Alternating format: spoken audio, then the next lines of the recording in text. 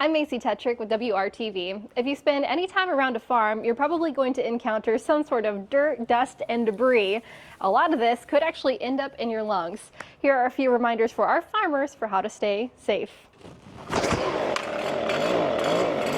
Dust is something Jim Flanders sees every day on the farm.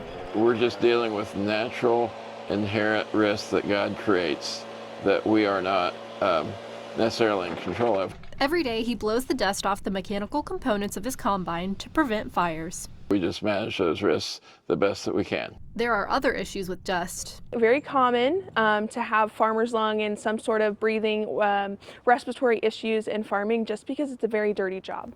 Dust is everywhere, in livestock bedding, Shavings, straw, moving hay around. Hay and straw can mold pretty easily. and in the grains being harvested.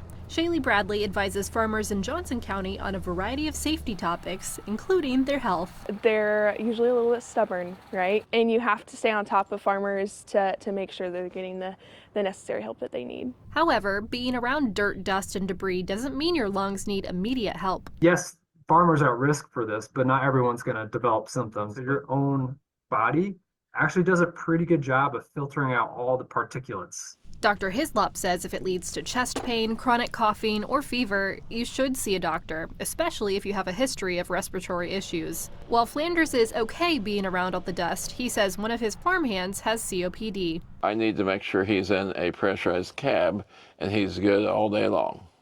If he's out in the dust, he has issues. Time is precious during harvest, but Bradley recommends taking time to grab a mask if you're going to be in the dust. We have to be able to take care of ourselves in order to take care of our crops and take care of our land and livestock. Macy Tetrick, WRTV.